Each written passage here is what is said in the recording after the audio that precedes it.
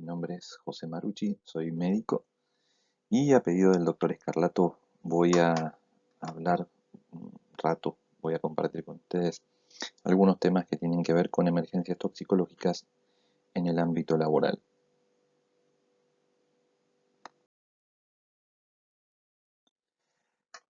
Complicado, complicado hablar de emergencias toxicológicas por dos razones. Son dos eh, cosas que me apasionan dentro de la medicina, con lo cual, teniendo en cuenta que van a ver esta clase en video, no vamos a hacer un video de 2 horas, así que vamos a tratar de recuperar la fe por ese lado, pero sepan que cuando algo les gusta mucho, uno no puede dejar de hablar de eso, así que voy a tratar de ser muy concreto. La primera cosa para tener en cuenta es esto pensando desde el lado de la medicina laboral, tiene algo muy parecido con tóxico. Se nutre de muchas especialidades que no son de medicina, ¿sí? Y lo mismo ocurre con lo que es la parte de emergencias, o sea, mucha gente que ve eh, la misma cosa desde distintos lugares puede hablar un idioma distinto, pero sin embargo están yendo a, a trabajar sobre el mismo objeto de estudio. En medicina laboral se entiende perfecto desde el punto de vista que trabaja un médico laboral con un ingeniero, con un ergónomo, con un técnico en higiene y seguridad, con un bombero. Lo mismo pasa en emergentología. Trabaja un médico con un bombero, con defensa civil, con la policía, con el ejército. Lo mismo ocurre con toxicología.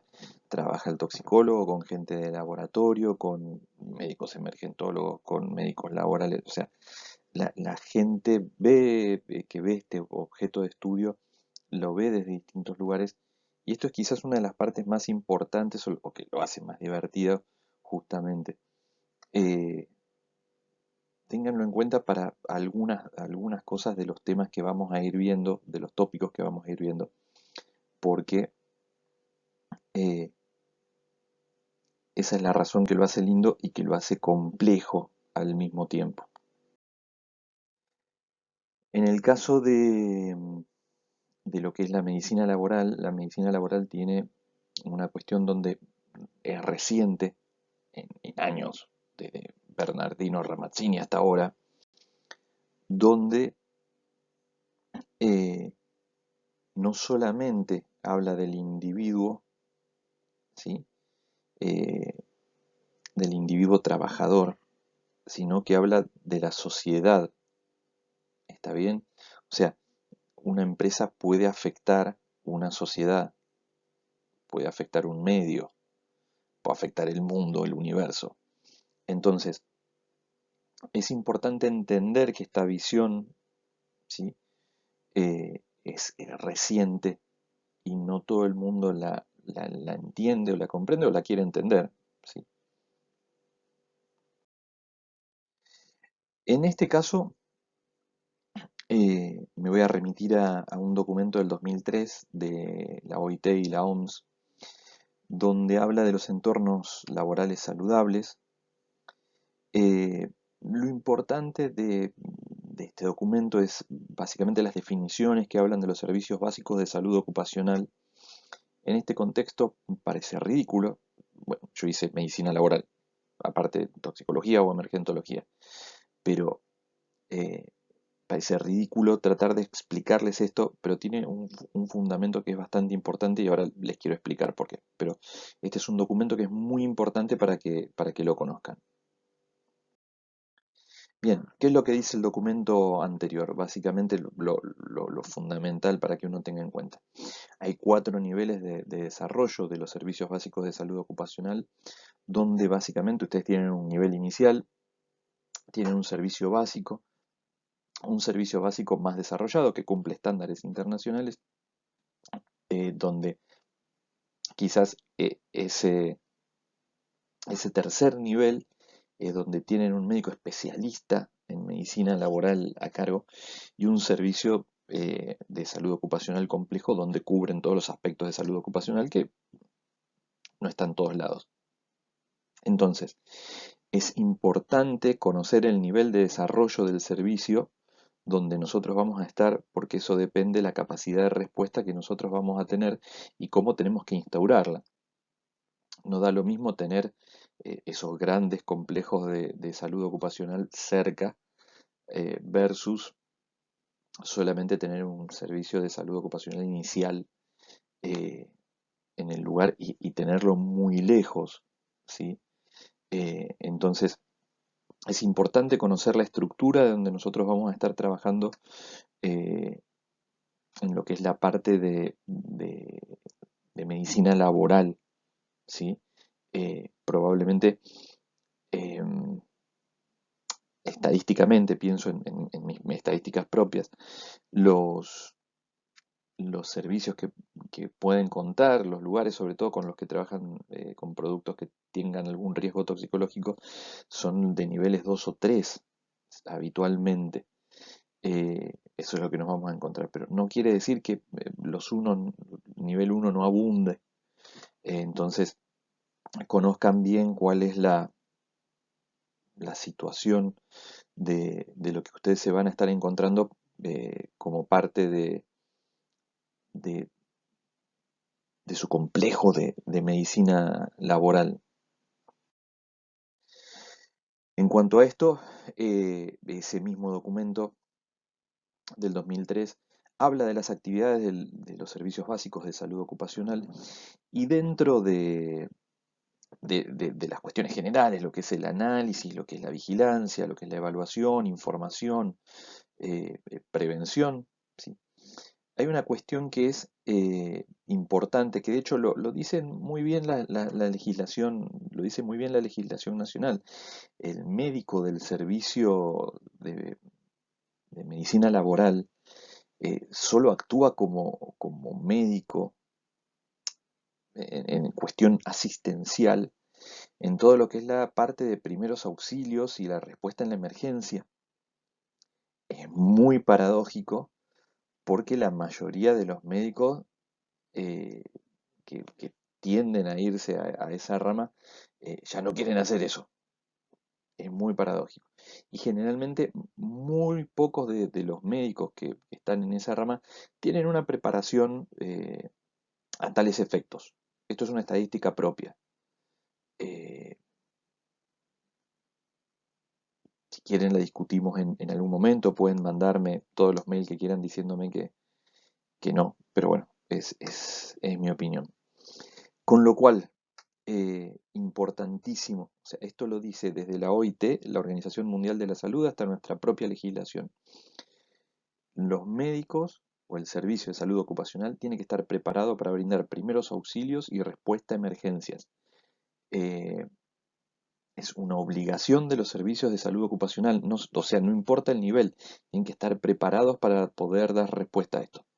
Por lo cual, el kit de la cuestión de lo que vamos a hablar hoy es una obligación de los servicios de salud ocupacional y no puede ser delegada, no puede ser tercerizada, o sea, tienen que cumplirlo. Bien, en el caso de toxicología, recuerden que toxicología muy pocas veces ocurren cosas de toxicología dentro del ámbito intrahospitalario, o sea, generalmente la toxicología ocurre afuera, con lo cual ocurre dentro de los lugares de trabajo. En este punto hay una cosa sumamente interesante y es que cuando hay una respuesta a una emergencia en el contexto laboral, el tóxico es, entre comillas, conocido. O sea, puede modificarse por si es alguna parte del proceso, eso puede hacerlo más difícil el diagnóstico o el reconocimiento. Puede tener un nuevo proceso donde se generen nuevos productos, es decir, tenemos un producto X, pero cuando esto se modifica por mezclas y por combustión, puede generar otras cuestiones. Y en el ámbito laboral, la otra cuestión que se modifica es que puede dar tanto como víctima única como víctima múltiple. Y en el ámbito laboral existe una tercera cuestión, que es esto que yo les comentaba antes, que queda muy claro en la normativa de la OIT, que también tiene que ver con el cuidado del medio, o sea, es decir, una empresa, una locación puede tener un tóxico, ese tóxico puede tener un evento adverso con el tóxico, y lo que pueden estar es básicamente dañando una comunidad, por lo cual, en general, esto que es muy útil para tratar de acomodar eh, cómo se iría entender qué es lo que va a pasar con un tóxico, recuerden que vamos a estar hablando de toxicología generalmente extrahospitalaria con un tóxico que en estos casos la mayoría de las veces es conocido y puede dar tanto víctima única como víctima múltiple. Bien, entonces, antes, durante y después, eso es lo que pasa en un evento. ¿Qué es lo que hacemos antes? ¿Sí? Planificación, prevención y preparación. Eso es lo que hacemos. Y estar completamente todo el tiempo preparándonos y mejorándonos, mejora continua. ¿Sí? Es un esfuerzo sostenible. Para esto, básicamente, recursos. ¿Sí? Recursos, consíganse un asesor toxicológico. ¿Sí? Consíganse a alguien que los asesore en emergencias. Eh, o sea, la pata docente es muy importante. No solamente dependen de guías nacionales, de guías internacionales, sino que van a depender de guías propias. ¿Sí? Necesitan investigación, es decir, necesitan saber qué va a pasar puntualmente con ustedes, no con otra gente X. Y entrenamiento, todo el tiempo entrenamiento. ¿Qué hacemos en el antes? Básicamente una de las cuestiones para dirimir siempre tiene que ver con tratamiento. ¿Qué hacemos con el paciente? O sea, finalmente necesitamos un tratamiento. Está esta cuestión de la Organización Mundial de la Salud, sí, bueno, lo que se llama Iniciativa de los Medicamentos Esenciales. No me acuerdo si va por la segunda o tercera edición, por suerte la mejoraron bastante. Eh, Fue una buena idea la primera, pero mal puesta por varias razones. Eh, Básicamente estaba hecha para un señor que era de 2 metros, 120 kilos de puro músculo por dieta cetogénica, rubio de ojos verdes, y le daban para una dosis. No es mi caso, ni rubio, ni ojos verdes, ni el pelo hasta la cintura, ni nada por el estilo. Y la parte triste de esto es la mayoría de las cosas que pide esta iniciativa no se encontraban en los hospitales, no se encuentran. Entonces, ¿qué es lo que se espera de una empresa eventualmente que trabaje con esta cuestión, con algún tóxico? Que sepa qué es lo que tiene, qué es lo que le va a pasar, que intuya qué es lo que le va a pasar y que estén preparados justamente para esto. Estos que están acá, a la, esos artículos que están puestos en realidad están puestos porque son de centros súper conocidos, ¿sí? Por ejemplo, el tercero en la lista es el de DART, que es el que escribe esta guía. O sea, tipo, no tiene. Más abajo, el último de todos es de Goldfrank. Goldfrank tiene el Poison Center de Nueva York, que es uno de los Poison Center más conocidos del mundo. Tampoco tiene. Entonces, no es que nosotros acá somos malísimos, somos horribles. No, no. En todo el mundo estamos en un estado de espanto ante la respuesta, la posibilidad de respuesta a un evento adverso con víctimas que involucre un tóxico. Bien, simulación, simulacros. No hay mucha gente que esté entrenado para hacer esto. Bien, lo lamento. Eh, Nada, la práctica hace al maestro, gente, y no queda otra que practicar, pero hacerlo de manera concienzuda. Hay guías, hay sistemáticas, y esta es otra de las cosas que tendrían que pedir asesores o gente que los asesore cómo hacer esto, pues habitualmente lo hacen, cumplen los requerimientos legales de cualquier tipo de práctica, pero no cumplen los estándares necesarios para poder dar una buena respuesta, lo cual se ve en el momento de la respuesta. O sea, la gente no sabía qué era lo que tenían que hacer y cualquier cosa los sorprende. Entonces, esto les va a encantar. Primero, recuerden algo importantísimo. Esto es una frase propia. Nadie quiere pagarle a un toxicólogo lo que vale, incluso cuando lo necesita. Nadie quiere. Lo mismo les va a pasar con un emergentólogo, con un montón de gente que asesora. Ustedes van a tener que ir a hablarle a la gente que va a poner el dinero.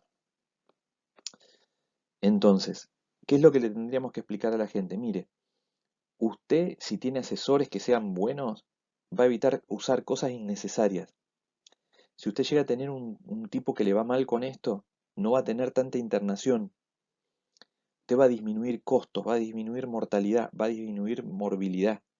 Si usted tiene un toxicólogo inclusive en el grupo, va a mejorar el diagnóstico, va a mejorar el tratamiento y el seguimiento, lo cual es muchísimo, muchísimo. Entonces, hay muchas cosas que desde la parte toxicológica se pueden hacer en el antes. Habitualmente esto lo preguntan en el durante o en el después, no en el antes, ¿sí? Entonces, guarda con esto, pues es importantísimo. Esto se lo digo de una cuestión de gestión. Eh, los médicos no sabemos hablarle a la gente que tiene dinero para decirles que inviertan en nosotros. Eh, pues si hacen eso les va a ir bien. Entonces, así no se consiguen las cosas que quieren que les diga. Bien, entonces, hasta acá.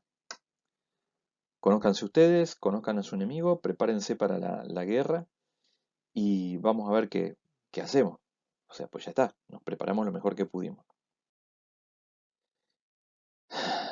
En este sentido, ahora les voy a hablar como emergentólogo.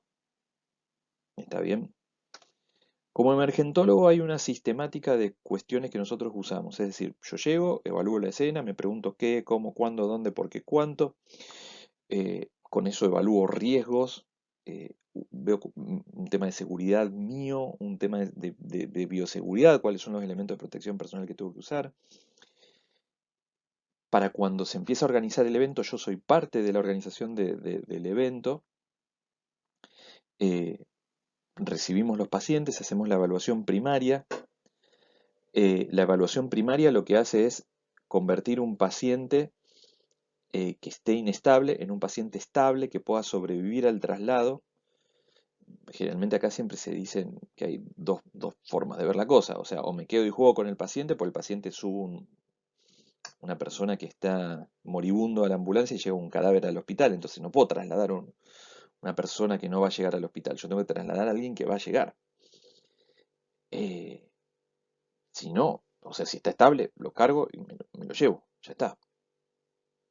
Veo cuáles son las cosas que les tengo que hacer y a partir de ahí empiezo a hacer el trabajo de médico que ustedes conocen habitualmente. Hacerle la exploración de pies a cabeza, revisar todas las cosas que le hicimos, o sea, eso ya es más lo más entendible. Es decir, de mitad de tabla para arriba estamos hablando de algo que la mayoría de la gente no lo va a entender porque es medicina de emergencia. Entonces nosotros lo que queremos es casi un imperativo de justicia, es que a cada uno le toque lo que le corresponde para poder sobrevivir. ¿Está bien? No es que sacrificamos a unos pocos para que algunos sobrevivan. No, no. Nosotros queremos que sobreviva la mayor cantidad de gente, si es posible, todos. Pero como sabemos que los recursos son limitados, a partir de acá lo que hacemos es empezar a trabajar con medicina de emergencia y tratar de que se nos limpie la visión, ¿sí? O sea, que no nos quede como un caballo que le ponen eh, las orejeras, ¿sí? O sea, que no te dejan ver para otro lado. Entonces, toxicología prehospitalaria, ¿sí? Tener entrenado a un toxicólogo para el prehospitalario o tener un emergentólogo entrenado para el prehospitalario. O, sí, ojalá hubiera un médico especialista en medicina laboral que esté entrenado para las dos cosas. Bien, para lo que es la seguridad de la escena, nosotros nos entrenamos en hacer semiología de la escena.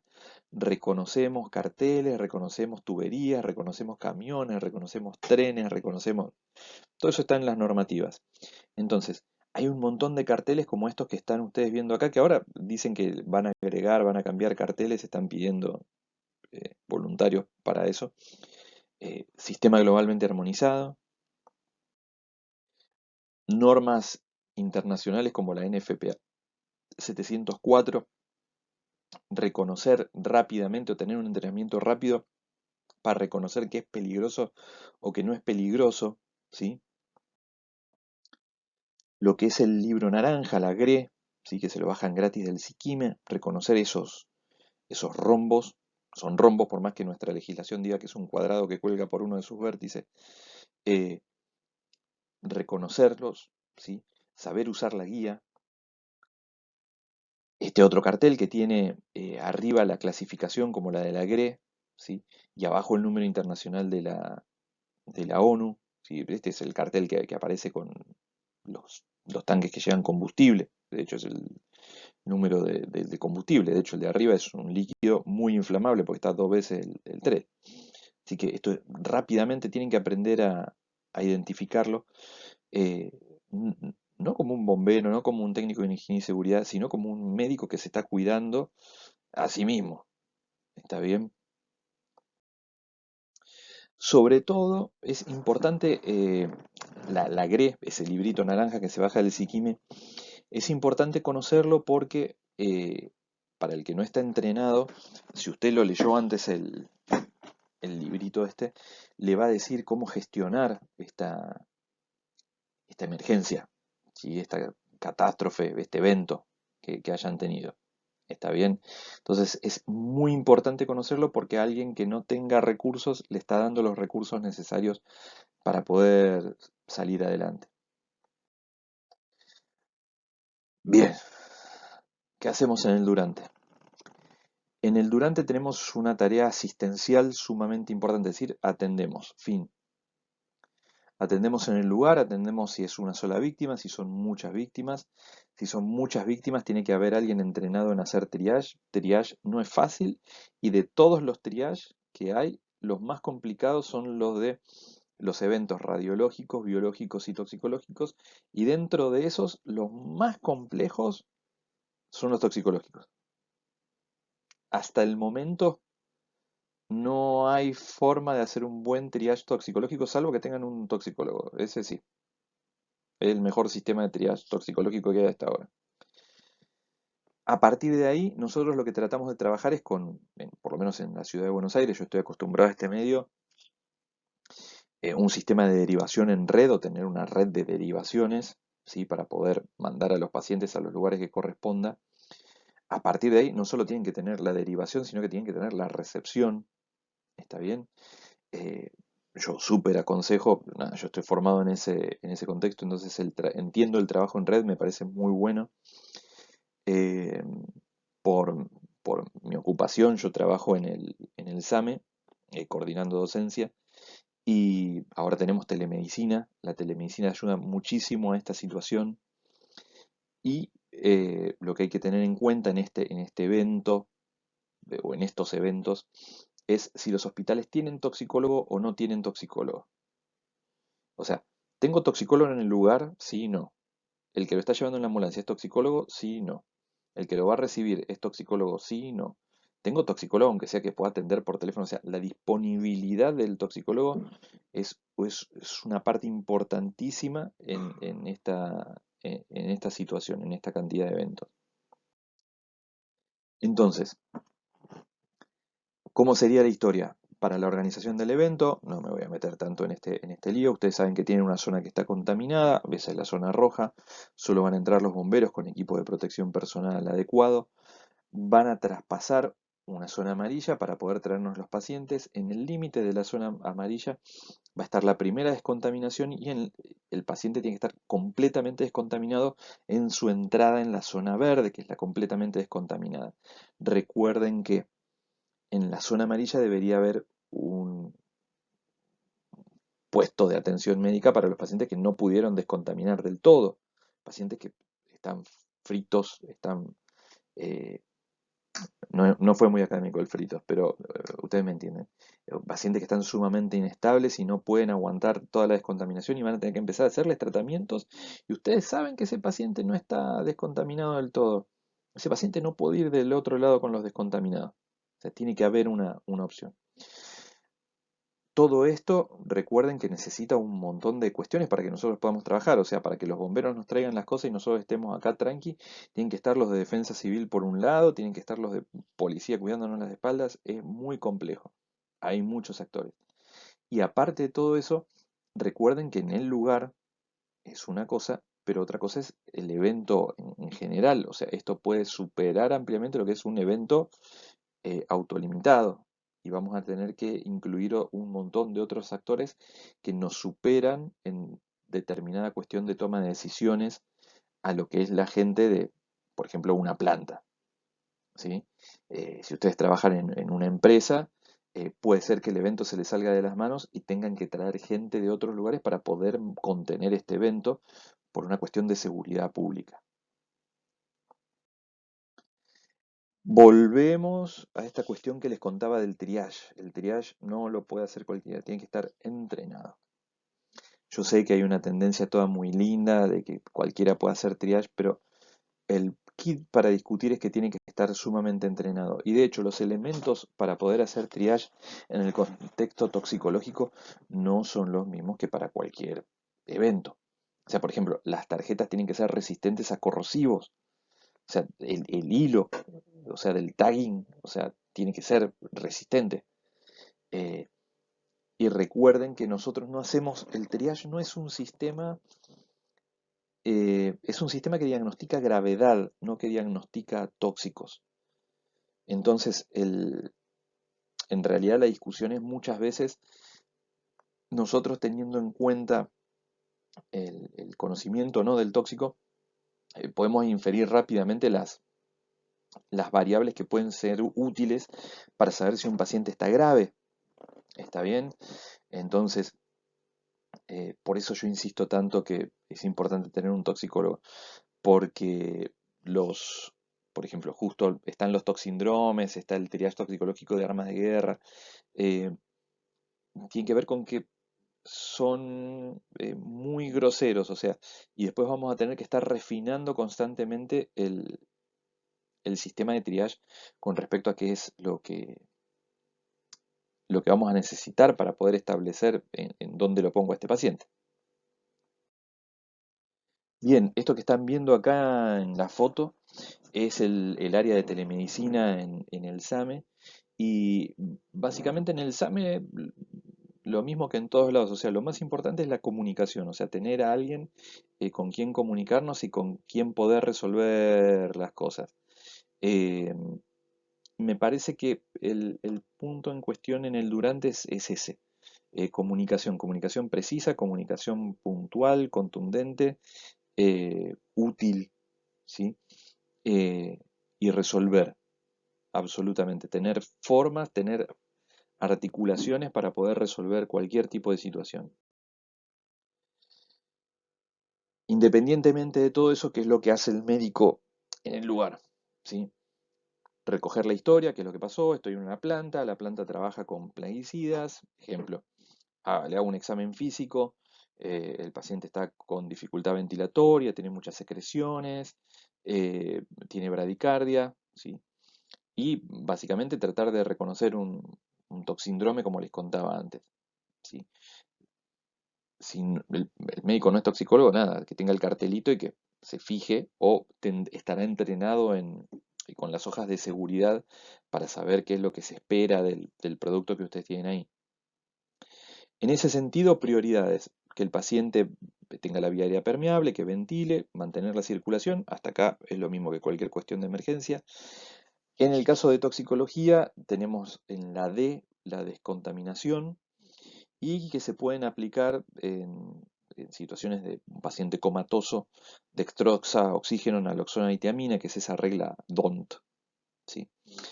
Eh, en el lugar in situ, eliminación aumentada, muchas veces no se pueden aplicar, la mayoría de esas maniobras son intrahospitalarias. O sea, por ejemplo, hacer lavado gástrico no va, ¿sí? No va. Focalizar tratamiento, es decir, el antídoto es lo más importante que nosotros podemos tener para darle al paciente, eso sí se puede, ¿sí? Y guía toxicológica. Guía toxicológica a todo nivel tiene que aparecer. Está bien, a ustedes no les importa un pito. Muy bien. Guía toxicológica es esto. Si usted no es toxicólogo, usted tiene una obligación de medios, no de resultados.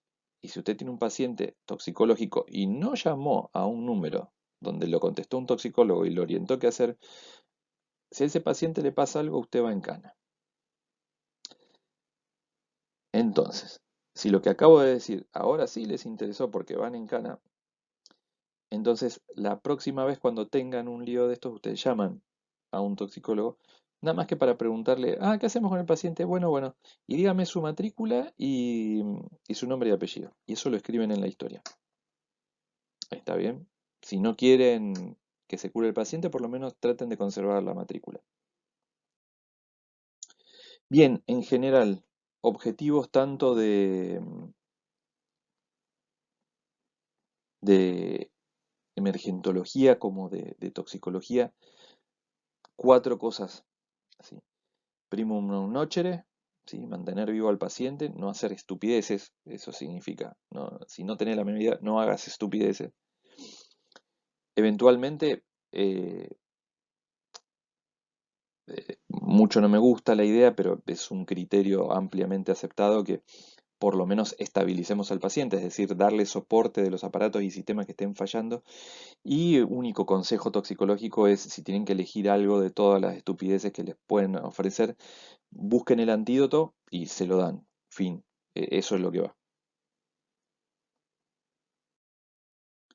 Entonces, gente, recuerden que esto no lo hacemos los médicos. Acá tiene que estar gente preparada a tales efectos, que habitualmente son bomberos. ¿Está bien? Descontaminación cutánea, ¿sí? Retirar la ropa. A veces se puede hacer con cepillo si es una cuestión sólida. Si no, bueno, se hará con lavado con agua, agua a presión. Estar atentos con la hoja de seguridad, porque muchas veces hay cosas que reaccionan con el agua, pero habitualmente si es agua a presión no debería haber problema. Eh, pero bueno, si se fijan, hasta el de la foto, el que hace la descontaminación no está correcto. Así que, tranqui, cosas que pasan. Descontaminación cutánea, háganla. ¿Está bien? Descontaminación de las mucosas, en este caso descontaminación de la mucosa, de las mucosas de los ojos. Van a tener este tipo de canillas como las que ven acá, entrenar a la gente que se sostenga los ojos como en la naranja mecánica y que se hagan un lavado continuo durante 10-15 minutos. ¿Sí? Y después de eso, tapamos y a un hospital que tenga oftalmólogo de guardia. Bien, por vía inhalatoria. Recuerden que si se lo están fumando, tienen que entrar gente entrenada con elementos de protección personal para poder hacer esto de manera correcta. En este caso es importante las dos primeras letras, la A y la B, apertura de la vía aérea, buena ventilación y mantener, una vez que lo hayan sacado al paciente, mantenerlo con una fracción inspirada de oxígeno lo más alta posible. ¿Sí? En ese sentido, después si quieren lo charlamos un rato, pero pensar un concepto más contemporáneo que es el síndrome por lesión de inhalación de humo. Recuerden que ustedes van a tener un gas, el gas puede tener características toxicológicas, pero aparte el gas puede tener características físico-químicas que lo puedan hacer o generar distinto tipo de daño. A su vez el gas puede llevar una suspensión de partículas, tanto líquidas como sólidas, es lo que decir, va a ser un vapor, va a ser una niebla o va a ser un polvo. ¿Sí? Eh, Todo eso va a terminar generando distintos cuadros. Entonces, pensar eh, que no toda persona que sale de un incendio tiene monóxido. O sea, aparte de monóxido puede tener un montón de otras cosas. Bien, dato interesante en este sentido, generalmente siempre lo discuto con algún toxicólogo. A mí me gusta pensar que las radiaciones también nos tocan a los toxicológicos. Eh, si bien hay médicos especialistas en radiaciones, pero bueno, nada, nos pegan en el palo. Recuerden puntualmente que pueden tener cuestiones por radiaciones, que se puede ver por laboral, y nada, eso depende de que lo sepan y que tengan una respuesta con el ARN, ¿sí? Así que bueno, no me voy a meter en eso, pues ya no supera. Bueno, como les decía antes, si al principio en el antes no había antídotos que les voy a contar en el momento este, así que bueno, hagan lo que puedan con su pacientito y espero que puedan conseguir todos los antídotos que necesitan para poder ayudarlos. Después, ¿qué importa del después? Toda mi vida es el ayer que me detiene en el pasado, decía el tango. Bien, en el después se van a encontrar un montón de cosas. Por ejemplo, después del 11 de septiembre, resulta que en la ciudad de Nueva York empiezan a aparecer un montón de casos de asbestosis. Rarísimo, ¿no? No, rarísimo no. Todo el mundo sabía que había una bocha de asbesto y ahora resulta que el asbesto que nadie le daba bola porque estaba más o menos cuidadito, estaba dando vueltas por la ciudad y empieza a haber un montón de cuestiones oncológicas que tienen que ver con el asbesto. Entonces, eh, en ese sentido es importante, digamos, el sinceramiento de la empresa con respecto a los productos que tiene, porque se van a empezar a encontrar casos y, digamos, linkearlo no es muy difícil. Otra cosa que ocurre en el después es el tema de la creación de guías o sistemáticas. Esto que les contaba del síndrome por lesión de inhalación de humo es uno de los dos regalos que nos dejan los chicos de Cromañón. Uno es la guía de síndrome por lesión de inhalación de humo. Todavía están los dos documentos en la Sociedad de Terapia Intensiva, así que si quieren bajárselo, lo pueden hacer. Y el otro es el consenso de cámaras hiperbáricas. Así que está bueno juntarnos y hacer evaluaciones en el después. Entonces, ¿qué hacemos en el después? Una cosa rarísima que se llama debriefing, nos juntamos todos, charlamos a ver qué pasó y aprendemos. No es que matamos a alguien y con eso ya subsanamos las culpas. Vemos qué es lo que pasó, vemos si en estos escenarios nuevos nos encontramos con cosas absolutamente inesperadas por la naturaleza o la naturaleza del hombre, de nuestros pacientitos hacer seguimientos, del evento hacer seguimiento, ver cómo se mejora, eh, escuchar a la gente y tratar de armar ese círculo de eh, hay que hacer esto, bueno, lo hicimos, ahora qué les parece, cómo seguimos adelante. Es decir, toda esta cuestión que tiene que ver con aprendizaje o control de calidad, bien, eso es lo que nosotros tenemos que hacer. No significa que porque haya pasado algo, un evento, esto sea malo. O sea, es algo que iba a pasar, seamos sinceros. O sea, si ustedes tenían un riesgo, lo que nosotros tratamos de hacer es de reducirlo a lo mínimo posible. Pero si ocurre, ocurre, y para eso tenemos que tener planes de contingencia. Entonces, ver qué pasó con eso y seguir adelante. Entonces, bueno, de conclusiones, es poética esta cuestión de la táctica y la estrategia, a ver qué hacemos en un evento adverso con víctimas múltiples o no, que involucren tóxicos de por medio en el ámbito laboral. Requiere gente entrenada, requiere mucha gente de un montón de lugares distintos, ya de medicina nomás, les estoy contando que necesitan el médico laboral, el toxicólogo y el emergentólogo, o sea, necesitan tres cosas, tres patas, solo de eso, o sea, imagínense después.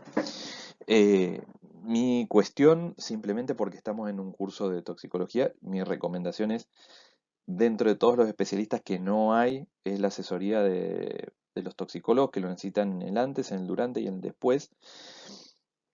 Yo entiendo que no les gusta y que sea como llamar al satánico doctor, no, porque lo que les va a decir es todas las cosas que les están proponiendo, no.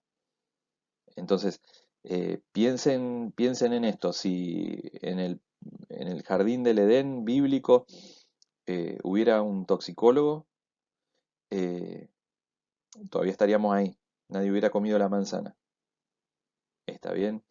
Entonces, en este caso es exactamente lo mismo. Tengan un toxicólogo, tengan una referencia a la cual poder, eh, a la cual poder acceder para poder manejar este tipo de eventos.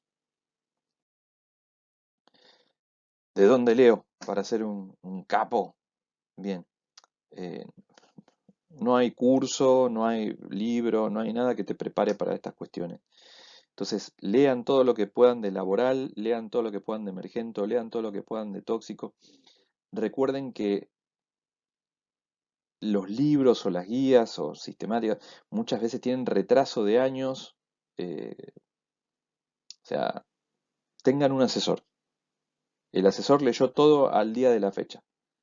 y tiene experiencia en eso, que es lo más importante. Entonces, ¿de dónde leo? Nada, busquen asesor toxicológico, asesor de emergencias.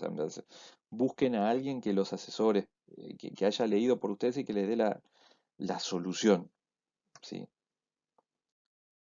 Por las dudas, si tienen dudas, preguntas, esto es un video, así que si levantan la mano y dicen, doctor, yo tengo, no le voy a contestar. Ese es mi mail. ¿Dónde está?